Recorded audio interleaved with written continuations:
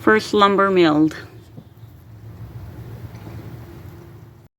So we have this Norwood Lumber Pro, the HD 36 V2, and we stored it for the winter. And we noticed when we're using it that this here is always flopping in the wind. I don't like that, so we went and we found these on Amazon. And it's the identical, or pretty close to these here clips, rubber clips that are up here, rubber strappings. And we're going to install them today.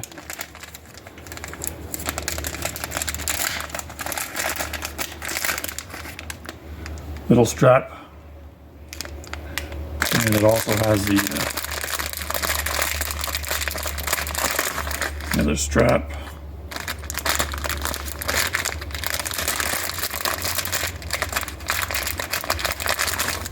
It also has a little knob here. And that just clips in on this side over here. So that's what we're going to line up and measure up and install in and take care of this problem.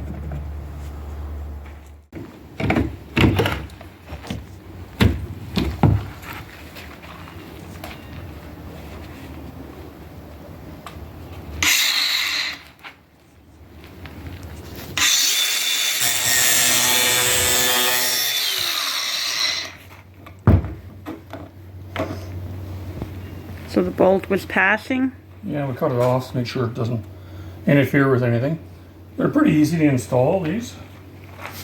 So all we did was we drilled 2 holes, one for the bolt. Wait a minute. Okay.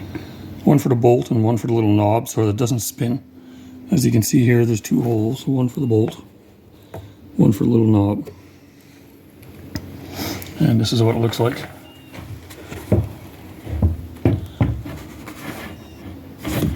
It looks exactly like this one over here. Where is it? The fire. Oh, yeah. You see it? Yeah. So put the other side on and try it out. So these are our 2 rubber retaining. Put on. And you remember how loose it was? Now it's nice and tight.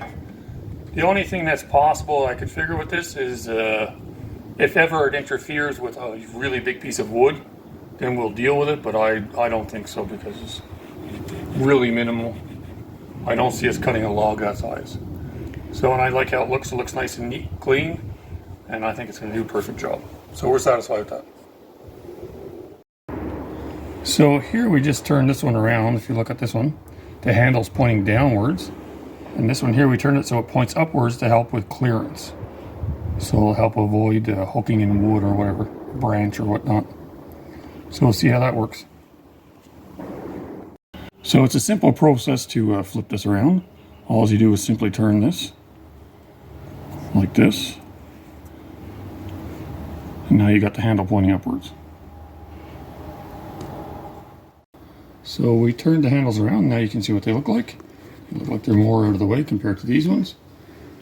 I think that'd be not too bad. That shouldn't interfere with too much. From here. As you can see, the retainer is on there. And there's the guide for the blade. It's lower than the retainer, so I don't think that's going to interfere with any wood size whatsoever. So I think it was a good idea. So we bought these latches off of Amazon. So this is the easiest way to fill up your sawmill. It's kind of high, so put the gas tank on a pallet and fill it up.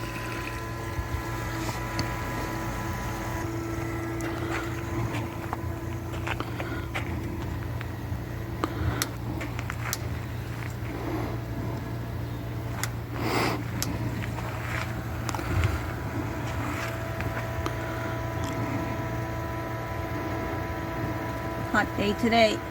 I'll fill it right up. Yeah. Whoa. That's full.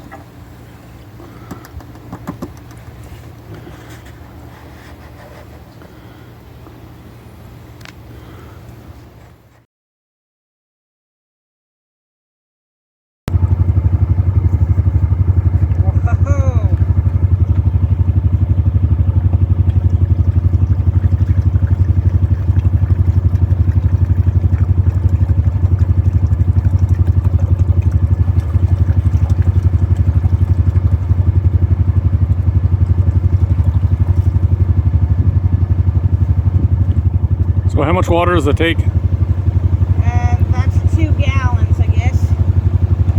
Takes a little bit more? No, well, it's up to here. Okay. We're cutting dry wood, so we want to keep the blade well lubricated with water because the wood's so dry. We're practicing on scrap lumber. Then when we get our good stuff, we know what to do.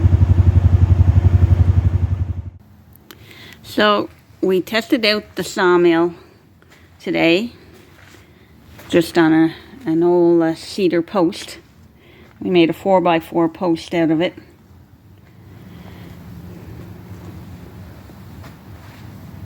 And it seems to be working good.